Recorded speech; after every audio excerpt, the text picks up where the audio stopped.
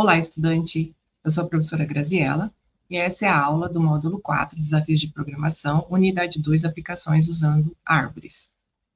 Vamos começar falando sobre o conceito de coleção, que é um grupo de 0 ou mais itens, que são tratados como uma única unidade conceitualmente. Em Python, por exemplo, nós trabalhamos com várias coleções, uma string, uma lista, uma tupla, o conjunto dicionário, são todos exemplos de coleções. Nós podemos ter uma coleção linear, exemplos disso são pessoas numa fila, pessoas esperando para usar um caixa eletrônico, uma lista de compras, uma lista de qualquer tipo de elemento, pilha de pratos, são todos exemplos desta coleção. Além disso, nós também temos uma coleção hierárquica, em que nós organizamos um conjunto de itens em uma estrutura similar ao que nós conhecemos como árvore. Então, a árvore é um tipo de estrutura de armazenamento que nós já vimos na unidade 2, ou melhor, no módulo 2 dessa disciplina, e essa coleção de dados, elas podem, esse tipo de estrutura pode armazenar dados no contexto de sistema de arquivos, um diretório de arquivos, índices de um livro, conjuntos ordenados, dicionários ordenados. Nesse ponto em particular, nós estamos interessados em armazenar os dados de uma forma que eles possam ser acessados de maneira eficiente. Além disso, filas de prioridade. Na fila de prioridade, nós queremos armazenar dados em que eles têm associados uma prioridade, estamos interessados no de maior prioridade ou no de menor prioridade. E nesta aula, nós vamos dar ênfase às árvores binárias. Então, lembrando o que é uma árvore binária? É um conjunto de nós que estão dispostos, nessa estrutura, visualizando um pouco essa figura aqui à direita no slide. Esse conjunto de nós, existe um nó principal denominado raiz, que nesse exemplo aqui é o nó rotulado com A, e cada nó pode ter até 2 filhos, e aqui nomeado como filho esquerdo pela sigla FE e filho direito pela sigla FD. Nós temos um conjunto de nós denominados nós internos, que eles possuem pelo menos um filho, e os nós folhas, nesse exemplo aqui são os nós rotulados com D, E e C, e o A e B são denominados nós internos. Lembrando alguns conceitos relacionados à árvore, a árvore ela tem níveis, a raiz ela se encontra no nível 1, os filhos da raiz se encontram no nível 2 e assim por diante, e a altura da árvore, que é o tamanho do maior caminho da raiz até uma folha, é dado pelo número de níveis menos 1. Então, a altura dessa árvore visualizada aqui é 2. Por que nós usamos árvores? Porque elas representam muito bem o conceito de hierarquia. Então, nesse primeiro exemplo, vocês estão vendo uma árvore em que nós queremos representar a análise sintática de uma frase em um idioma, poderia ser uma linha de código, numa linguagem de programação. Então, nessa árvore, vocês estão vendo que uma frase ela é formada, ela é uma sentença, e essa sentença ela é composta por uma frase nominal, seguido de uma frase verbal. O que é uma frase nominal? Ela é um artigo, seguido de substantivo, e a frase verbal, ela é formada por um verbo, uma frase nominal, seguida de uma frase preposicional. E o que é uma frase preposicional? É uma preposição seguido de uma frase nominal. Então, vocês conseguem ver nessa árvore que nas folhas das árvores a gente tem, de fato, aí o que seria a nossa frase. Então, podemos representar muito bem a análise sintática de uma frase.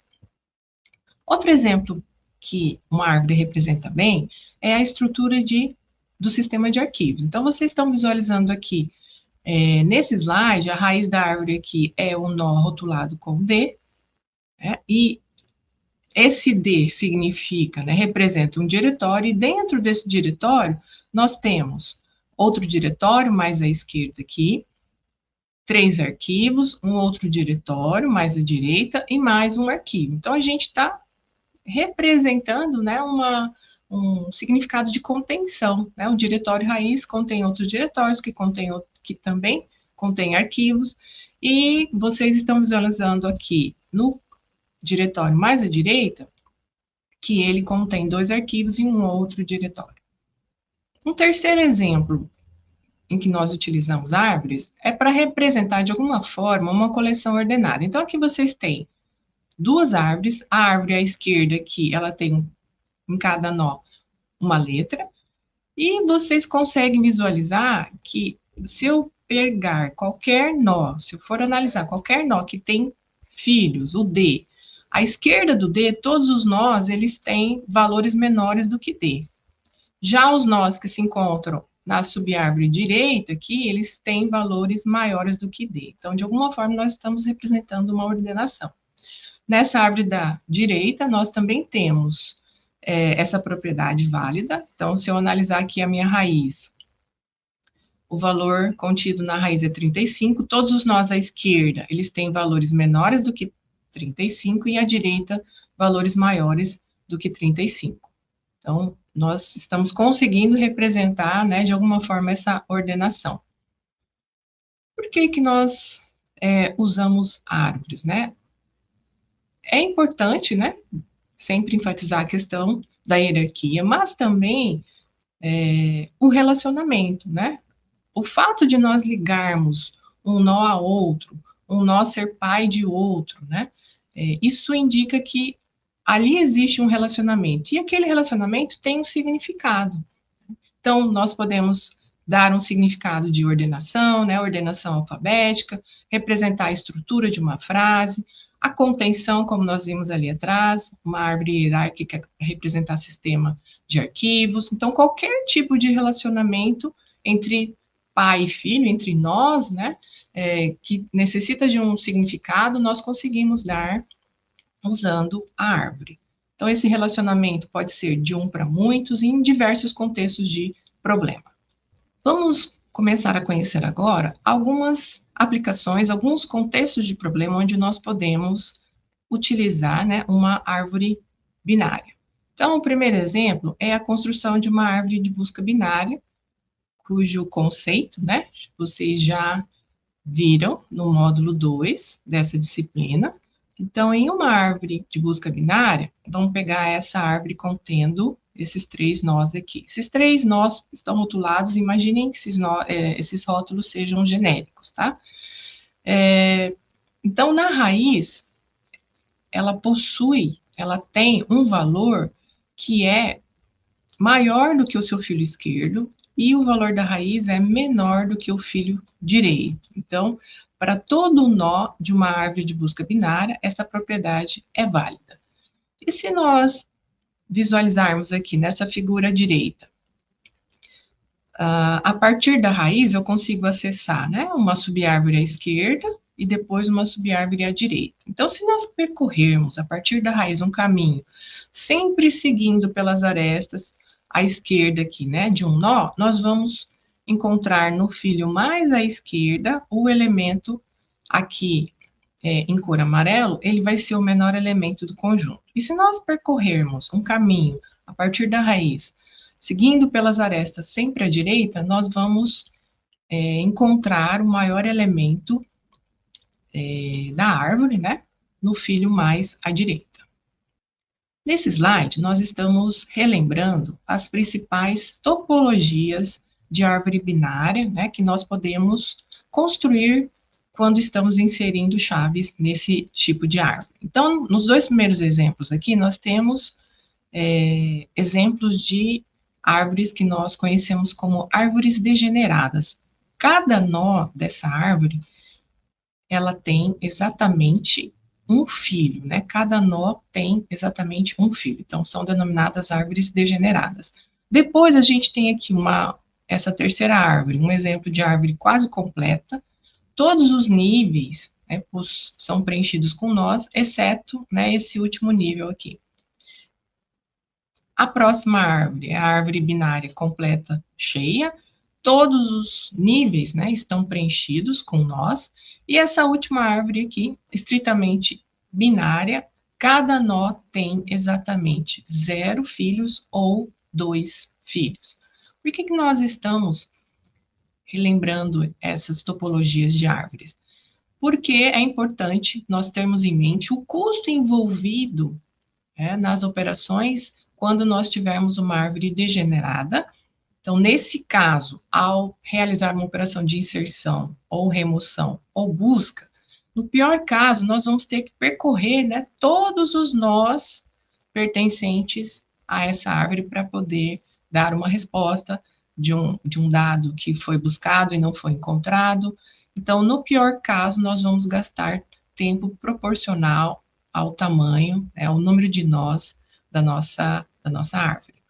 Já no caso de uma árvore que não é degenerada, como a árvore quase completa ou a árvore completa, nós não teremos, né, um conjunto de nós quase que formando uma lista, como nós vimos ali na árvore degenerada. Então, nesse caso, o custo é igual, né, no pior caso, o custo de se realizar uma operação de inserção, remoção e busca é igual a log de n na base 2. Então, é um custo bem melhor, né, bem menor também que no caso da situação da árvore degenerada. Na sequência, nós estamos vendo aqui uma outra aplicação para árvores binárias, que é a construção de árvores de expressão. Então, quando nós estamos trabalhando com árvore de expressão aritmética ou lógica, nós podemos construir uma árvore binária para representar melhor, para que a gente consiga resolver melhor a expressão, né? Para que a gente identifique qual que é a ordem correta de resolução dos operadores. Então, vocês estão vendo aqui, ó, um exemplo apenas de um nó. Nessa árvore de expressão, nós representamos nas folhas os operandos e os nós internos, eles vão conter os operadores. Então, nesse primeiro exemplo ali, que a gente tem só um nó, que nós vamos usar para representar as folhas. Nesse segundo exemplo abaixo, a gente tem uma árvore representando a expressão 3 mais 5, então o operador mais, ele está representado aqui como um nó interno, e os operandos à esquerda 3 e direita 5. Mais abaixo, a gente tem duas árvores, a primeira árvore à esquerda, ela vai representar a expressão 3 mais 5 vezes 4. Vejam que como essa expressão ela não tem parênteses, o que precisa ser resolvido primeiro é a operação de multiplicação. Então, o operador da soma vai ser a raiz da árvore. À esquerda dele vai ter o operando 3 e à direita a subárvore que vai representar o resultado, né, ou a expressão 5 vezes 4. Então, no nó interno da expressão 5 vezes 4, a gente tem o operador da multiplicação e o 5 e 4 como folhas. Já na árvore mais à direita aqui, a gente tem uma outra expressão agora fazendo uso de parênteses, 3 mais 5, entre parênteses, vezes 4. Agora, o que precisa ser resolvido primeiro é a soma e, por último, a multiplicação. Então, na raiz da árvore, a gente vai ter o último operador a ser realizado. Então, o operando à direita aqui da multiplicação é o 4, o operando à esquerda é a subárvore, que representa o 3 mais 5. Então, vejam que nesse tipo de árvore, nós vamos ter sempre as operações que precisam ser resolvidas primeiro, mais abaixo, formando subárvores. E o último operador a ser resolvido vai estar na raiz dessa árvore. Então, esse tipo de árvore, ela é muito usada em compiladores, ou qualquer outro tipo de aplicação, né, que precisa resolver, avaliar expressões aritméticas ou lógicas. Então, no caso aqui, dessa expressão A mais B dividido por C menos D, como ela poderia, né, ser resolvida? Nós representamos a expressão através de uma árvore de expressão, e aí fazemos um percurso em pós-ordem, de forma, né, a respeitar aí quais operadores precisam ser resolvidos primeiro. Outra aplicação que se utiliza também da estrutura árvore binária é o heap binário. No heap binário, a implementação dele, ela é feita em vetor, mas a representação, visualização da estrutura, ela é feita através de árvore binária, porque é muito mais clara aí a identificação dos conceitos envolvidos no heap. Então, aqui a gente tem um exemplo de um heap binário que é utilizado para construir um min heap. No min heap, nós temos, né, associado a cada dado uma prioridade, nós estamos interessados no dado que tem menor prioridade. Então, nesse caso, ele sempre vai se encontrar na raiz da árvore ou na primeira posição do vetor, e vale a propriedade. Todo nó que possui filhos, ele é menor, o valor armazenado nele é menor do que o valor armazenado nos seus filhos. Então, o acesso ao menor elemento, ele é rápido, porque ele está na raiz, ele está na primeira posição do vetor. Assim como nós podemos construir um min-heap, nós também podemos construir um max-heap, onde nós estamos interessados naquele dado que tem maior prioridade. E nesse caso, vale a propriedade de que cada nó que tem filho, o valor armazenado naquele nó é maior do que os seus filhos, e isso vale para todos os nós. Novamente, o acesso ao dado de maior prioridade é realizado em tempo constante, porque ele está na raiz da árvore. E um heap binário pode ser utilizado para a construção de filas de prioridade, ele é utilizado no algoritmo de ordenação conhecido como heap sort, que ele tem um custo O de n log n, que é um tempo muito bom. E, além disso, no contexto de sistemas operacionais, o SO, ele possui um algoritmo de escalonamento, um algoritmo que escolhe, né, qual é o próximo processo que vai ser executado pelo processador, e um dos algoritmos utiliza a ideia de prioridade. Então, ele escolhe o processo que tem maior prioridade para ser executado. E esse acesso, né, seguindo essa ideia, esse acesso vai ser rápido, determinar quem é o de maior prioridade é rápido, porque a maior prioridade está sempre na raiz, né, do heap, no caso, na primeira posição do vetor. Agora nós vamos ver uma outra aplicação, que é a criação do código de Huffman. Esse código de Huffman, ele é bastante utilizado em algoritmos que realizam compressão de dados. Então, ele é encontrado, por exemplo, em formato de arquivo como gzip, pkzip, bzip2, e também em formato de arquivos de imagens como JPEG e PNG. Quando utilizamos códigos de Huffman, nós conseguimos aí uma economia de 20 a 90%. E o que ele utiliza para gerar o código de Huffman são os caracteres, né, que estão presentes no texto, no arquivo que você queira compactar. Nós vamos ver aqui um algoritmo, conhecido como algoritmo de Huffman, que ele recebe como uma entrada a tabela contendo os caracteres e a frequência dos caracteres. E a partir disso ele gera uma string binária, uma palavra binária ótima, né, que vai ser utilizada para realizar a compressão. Então aqui vocês têm uma tabela, imaginem, né, que eu tivesse um texto e aí eu obtive a frequência de cada caractere nesse texto, então suponha que os caracteres encontrados fossem esses, de A até F. Depois, aqui na próxima linha, eu tenho a frequência de cada caractere. Então, o A apareceu 45.000 vezes, o B 13.000 vezes, e assim por diante. E aí, nas próximas duas linhas, eu tenho um exemplo de um código binário que eu poderia usar para cada um dos caracteres. Então, lembrando que, atualmente, em geral, as linguagens de programação, elas armazenam um caractere em 1 byte, ou seja, 8 bits. Então, a ideia aqui é realizar compactação. Eu quero diminuir a quantidade de bits a ser utilizada por caractere. Então, vamos supor que eu fixasse aí uma palavra binária de tamanho 3 para representar cada caractere. Então, aqui é uma sugestão de códigos com 3 bits, né, para representar cada caractere. E na última linha aqui da nossa tabela, a gente tem um exemplo de um código binário com tamanho variável. Então, os caracteres, eles podem ter esse código binário de tamanho diferente. Aqui, logo abaixo, vocês estão vendo que nós estamos calculando quantos bits nós iríamos gastar se nós usássemos o código de tamanho fixo. Então, eu só somei aqui a frequência de todos os caracteres, multipliquei por 1000, porque os caracteres estão aqui na casa dos milhares, né? E multipliquei por 3, porque cada caractere, cada palavra binária usa 3 bits. Então, eu gastaria 300.000 bits. Olhando agora, quanto nós gastaríamos se nós utilizássemos a palavra binária de comprimento variável. Então, aqui eu estou multiplicando a frequência de cada caractere pelo tamanho do código binário que eu vou usar para representá-lo. Então, 45 vezes 1, 13 vezes 3, né? E assim por diante. E aqui o F, apareceu 5 vezes e a palavra binária que vai representá-lo tem 4 bits. E aí aqui, continuo multiplicando por 1000, né, porque essa frequência aqui está na casa dos milhares.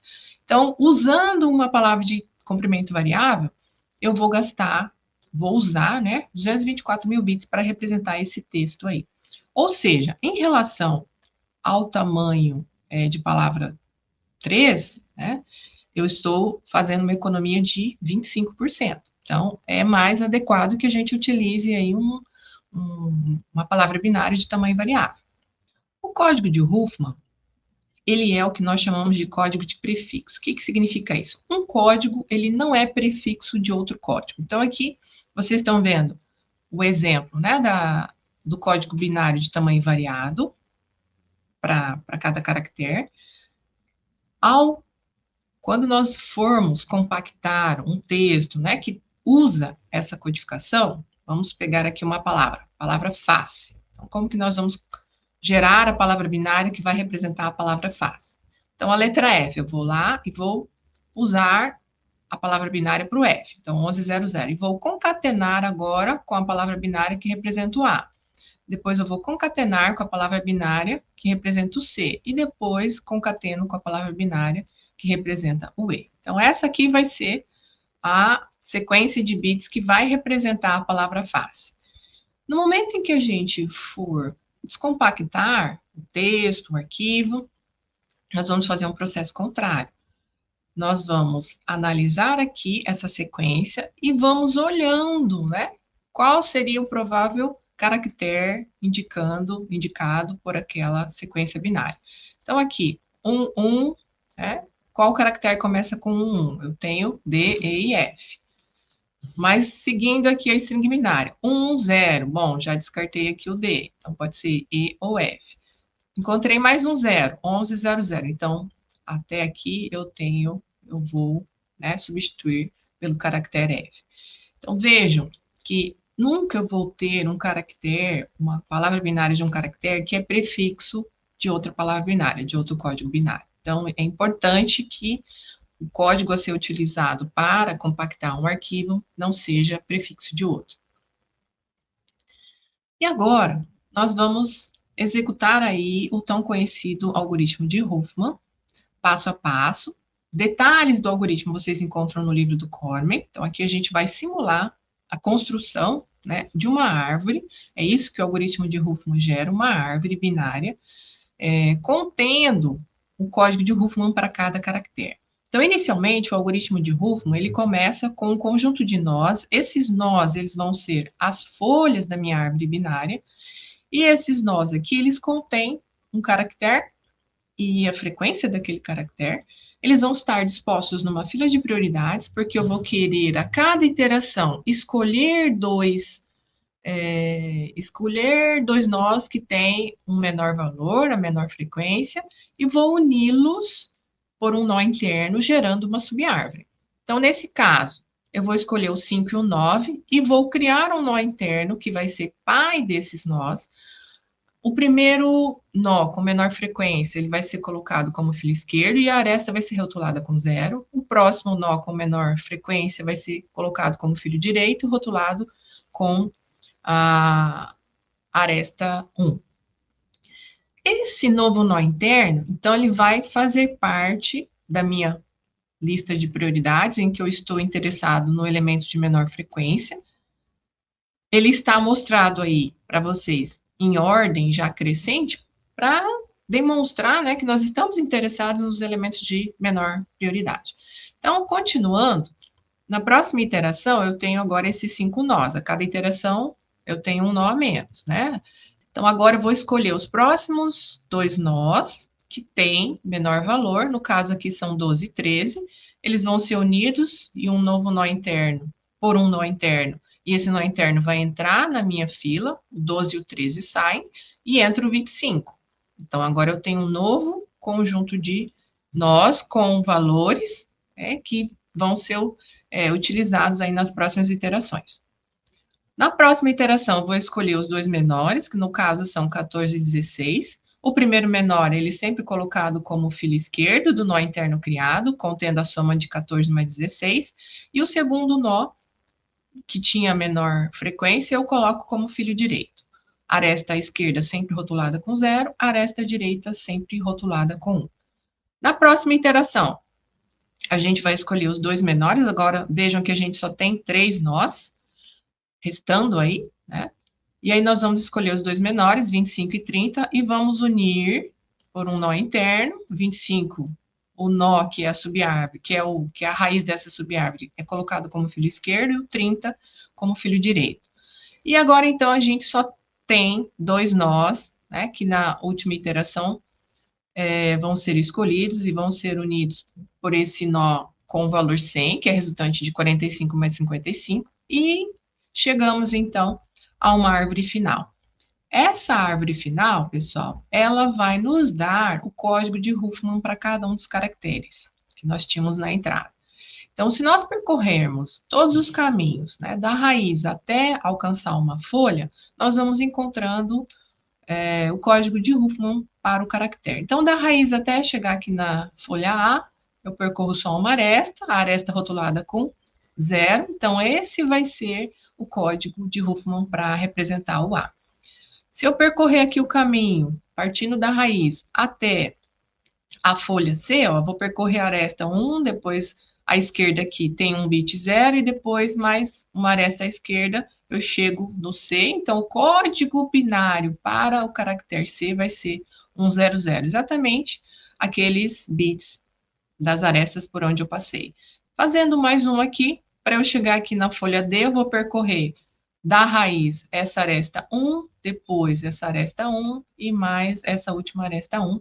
Eu vou, então, obter o código binário 111 para o caractere D. E assim a gente obtém o código de Huffman para ser usado nos algoritmos, né, de compactação aí, para representar cada caractere. Pessoal, agora nós vamos falar aí de mais uma aplicação, né, que é consequência aí do uso de árvore binária. Então, nós podemos construir uma árvore binária, mas também torná-la, né, uma árvore balanceada. Vocês viram um exemplo de árvore balanceada, a árvore AVL, no módulo 3. A árvore AVL é uma árvore de busca binária, onde qualquer nó nessa árvore, ele respeita uma propriedade. Então, a diferença de altura da subárvore esquerda em relação à direita é no máximo uma unidade para todo nó, né, na AVL.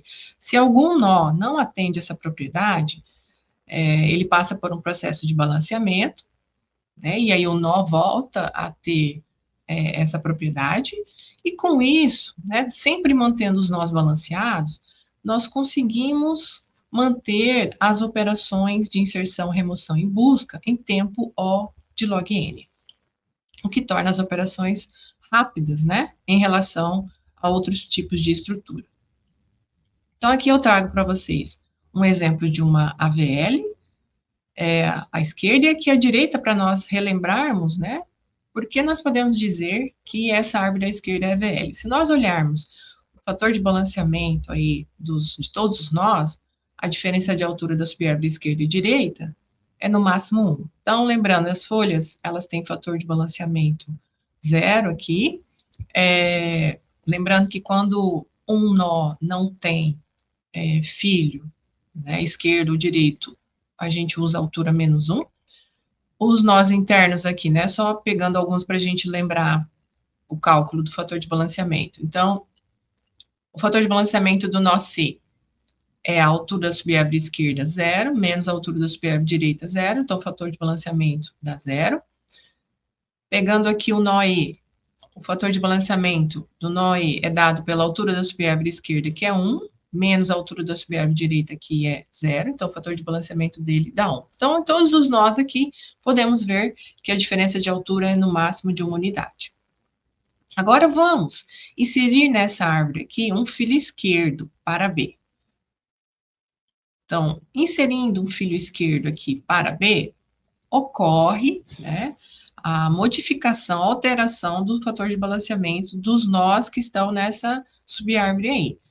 Então, analisando o B agora, né, o fator de balanceamento dele, antes ele era uma folha, era 0. Agora o fator de balanceamento dele ficou com o valor 1, né? A altura da subárvore esquerda dele é 0, a da direita é menos 1, porque é vazia, então o fator de balanceamento dele fica 1.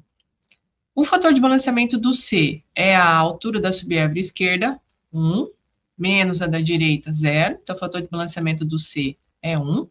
E o E, agora o fator de balanceamento é dado pela altura da subárvore esquerda, que é 2, menos a altura da subárvore direita, que é 0, fator de balanceamento 2. Então, o E ficou desbalanceado. Então, essa árvore, ela sofre uma rotação simples à direita, né? O nó E aqui, vejam onde ele foi parar. Ele passou a ser filho direito do C, e o filho direito aqui do C passou a ser filho esquerdo do E. Lembre-se que a árvore AVL aí, ela é uma árvore de busca binária, né? Então, os nós à esquerda, numa subárvore esquerda, aqui no caso do E, os nós à esquerda do E são menores que o E, e à direita são maiores que o E. Então, com essa rotação, nós conseguimos, né, balancear novamente os nós. Então, o E, né, que aqui tinha ficado desbalanceado, agora o E passou a ter fator de balanceamento 0, e o C, houve uma grande modificação no C também, né? Ele subiu um nível aí, passou a ter uma subárvore aqui maior, à direita. Então, o fator de balanceamento do C passou a ser a altura da subárvore esquerda 1, menos a altura da subárvore direita 1, fator de balanceamento 0, e todos os nós ficaram balanceados. Então, por que nós estamos lembrando, né? Com o balanceamento de todos os nós, a gente mantém as operações O de log n, né? O custo das operações na AVL, todas em tempo O de log n, no pior caso. Que contextos, né, de problema aí podem fazer uso da AVL? Então, eu trago para vocês um exemplo do roteador e a tabela de roteamento. Então, o roteador, ele precisa, né, ao receber um pacote de dados, identificar qual é o próximo roteador, qual que é a próxima rota por onde ele tem que encaminhar aquele pacote. E ele precisa descobrir isso rapidamente, ele precisa resolver, dado o número do IP de destino contido no pacote que ele recebeu. Ele precisa determinar, a partir daquilo, comparar, né, aquele IP com uma lista de IPs que ele tem na sua tabela de roteamento. E essa descoberta, né, de qual o próximo salto, o próximo roteador por onde ele tem que encaminhar aquele pacote, precisa ser muito rápido. Por quê? O pacote não pode chegar atrasado, ele às vezes pode ter duas rotas, dois caminhos diferentes por onde ele poderia encaminhar o pacote. Se ele escolhe errado, se ele demora demais, uma das rotas pode sofrer uma queda, né, de conexão. Isso pode gerar atraso. Então, essa decisão, essa rapidez em determinar é muito crítica, né, para o contexto de um roteador. Então, se ele usa uma AVL, nós sabemos, se ele usa uma AVL para armazenar a sua tabela de roteamento, nós sabemos que isso vai ser feito em tempo O de log n, que é relativamente rápido. Outros contextos onde nós podemos usar as árvores balanceadas para armazenar o que nós conhecemos como tabela de símbolos. Então, o compilador, ele cria uma tabela de símbolos para armazenar todas as palavras, né, que nós escrevemos dentro de um programa. Então, para cada palavra que nós digitamos no código-fonte, ele armazena aquela palavra e qual é o significado daquela palavra. Ela é uma variável, ela é um tipo primitivo, aquela palavra representa uma função, então, assim por diante. Você já deve ter percebido que quando vocês criam uma instrução em Python, normalmente, dependendo do ambiente que você está usando para programar, ele já mostra ao fim daquela instrução se ela está correta ou se ela tem algum erro, né, algum erro sintático, se tem um significado, se está certa aquela instrução em relação ao significado. É aquilo mesmo que você queria, né, indicar, tem um erro sintático ali, ele consegue identificar, ele já sublinha em vermelho para você, né? Então, para o compilador, né, para o ambiente que você está programando, poder responder isso de forma rápida, ele tem que guardar essa tabela de símbolos numa estrutura que te responda rápido, né? Escrever uma palavra, ele já faz uma busca na tabela de símbolos e indica, né, se aquela instrução está correta ou não. E, nesse caso também, em situações em que nós usamos IDEs, o recurso, né, o serviço de autocompletar. Quando você escreve uma palavra, a IDE identifica que aquilo é uma função que você criou, já está pronta, ou é uma função primitiva, né, da linguagem, ele já oferece o serviço de autocompletar, indicando quais são os parâmetros que você tem que colocar, os tipos e assim por diante. Mas para ele responder isso rapidamente, sem que seja perceptível, né, para o programador, ele precisa usar uma estrutura de acesso rápido para guardar esses símbolos. Um exemplo poderia ser a AVL.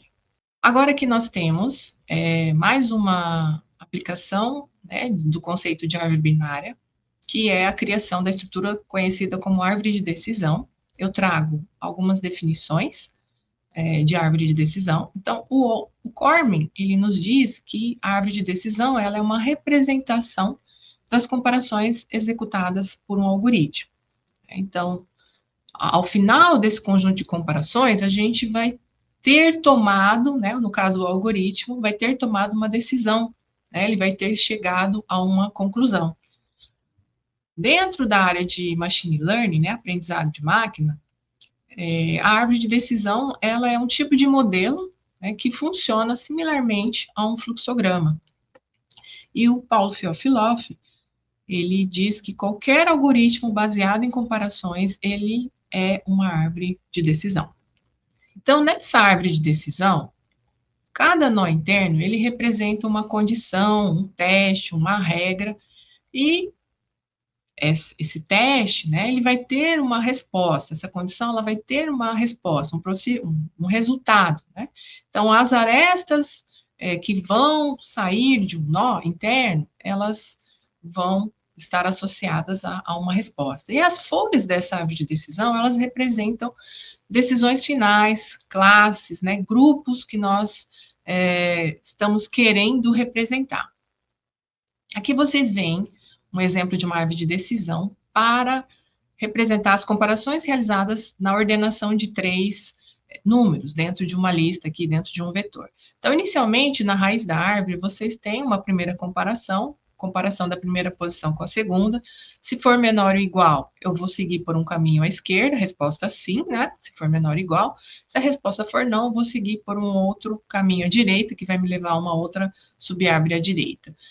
E no final, nas folhas, a gente tem um resultado, uma conclusão, né? Então, se eu seguir aqui da raiz, sempre à esquerda, aqui por essas arestas que responderam sim, eu vou chegar a uma folha, vocês conseguem visualizar que todas as folhas estão em verde, a conclusão aí que a posição 1 é menor ou igual à posição 2, que é menor ou igual à posição 3. Agora, se eu seguir um caminho a partir da raiz, sempre à direita, pelas arestas aqui que respondeu não, eu vou chegar a uma outra conclusão, que o elemento da posição 3 é menor que o elemento da posição 2, que é menor que o elemento da posição 1. E aqui nós temos mais um exemplo de árvore de decisão, aqui usada para indicar quando um empréstimo vai ser aprovado para um cliente. Então, inicialmente, a primeira condição, o primeiro teste, regra a ser analisada é a renda do cliente é maior que 3 mil? Se não for, então ele já vai entrar no grupo das pessoas que terá o empréstimo negado. Agora, se a renda é maior que 3 mil, a resposta for sim, então uma outro teste, uma outra condição será analisada. O score dele é maior que 500? Se não for, então ele continua, né, no grupo das pessoas que têm o empréstimo negado. Agora, se o score é maior que 500, a resposta for sim, somente nessa situação, atendendo, né, essas duas condições, testes, ele vai ser considerado, né, vai estar no grupo que terá o empréstimo aprovado. Falando um pouquinho no contexto de aprendizado de máquina, machine learning, essa árvore de decisão, ela é um modelo, né, que vai ser gerado por algoritmos aí que nós chamamos algoritmo de classificação ou algoritmos de regressão. Então, é fornecido um conjunto de dados para esses algoritmos e, a partir deles, uma árvore de decisão é gerada. Então, nos algoritmos de classificação, o objetivo é categorizar um conjunto de dados, né, em grupo ou em classes pré-definidas. Já no algoritmo de regressão, a gente quer prever valores contínuos. Então, o valor contínuo é um valor que varia dentro de um intervalo. Então, na regressão, eu quero prever certos valores. Então, vamos começar mostrando contextos de problema onde nós vamos usar a árvore de decisão. Então, nos algoritmos de classificação, eles podem gerar, a árvore de decisão para detectar spam. Então, quando chega um e-mail, naquele e-mail vão ser verificadas algumas condições, dependendo se o e-mail atender a certas condições, ele vai ser classificado como spam ou não. Então, que tipo de características os algoritmos olham, Palavras-chave, se aparecerem determinadas palavras-chave, padrões textuais, links, Então, a partir de um conjunto de condições verificadas, um e-mail vai ser detectado como spam ou não. Assim como detecção de fraude, Quando uma transação é realizada por um cliente, se ela foge de um padrão de comportamento do cliente, então aquela transação ela é identificada como uma fraude, Então isso é um serviço bastante utilizado em setores de finança, comércio eletrônico, e aí sempre tentando garantir a segurança aí, minimizando as perdas. Então, para identificar se aquilo é uma fraude ou não, ele precisa verificar algumas condições. Se elas forem atendidas, então pode ser uma fraude. Que dados, que características se olha na hora de detectar uma fraude? A localização, onde foi feita aquela transação. Normalmente, o cliente costuma estar naquele tipo de localização. O valor, de repente, é um valor muito alto. O tipo de transação, o cliente nunca fez, ou não é comum ele fazer aquele tipo de transação. Então, são todos dados aí envolvidos, na verificação de fraude. Outra situação em que se utiliza, árvore de decisão gerada por algoritmo de classificação é análise de crédito. Então, quando um cliente, uma pessoa vai pedir crédito em alguma empresa, eu preciso avaliar se aquele cliente ele é um bom pagador, se ele costuma pagar as dívidas dele. Então, qual é o risco, de se dar um crédito a uma pessoa e ela pagar ou não. Então, para isso, vão ser avaliados um conjunto de testes, um conjunto de regras, para se classificar se aquele cliente ele tem baixo, médio ou alto risco de pagar suas contas. Então, o histórico de pagamento daquele cliente junto a outras empresas, qual é o valor de renda que ele tem e assim por diante. Outros contextos de aplicação de árvore de decisão para fazer algum tipo de classificação classificar, tipos de documentos, Chega um determinado documento e aquilo ali é um arquivo, ou melhor, aquilo ali é um artigo, é um e-mail, Então podemos usar também a árvore de decisão para fazer esse tipo de classificação. Análise de sentimento, então quando a gente dá um feedback em algum site de compra, quando a gente deixa alguma opinião, aquele feedback ele vai receber, ele vai ser classificado como um feedback positivo, negativo ou neutro, e aí, para que ele seja classificado dessa forma, ele tem que atender, ele deve possuir alguns requisitos aí, deve atender alguns requisitos. Classificação de imagens é outra aplicação, em que se utiliza muito, a árvore de decisão. Então, hoje em dia, a gente já tem utilizado, isso para diagnosticar, por exemplo, doenças, câncer, doenças oculares.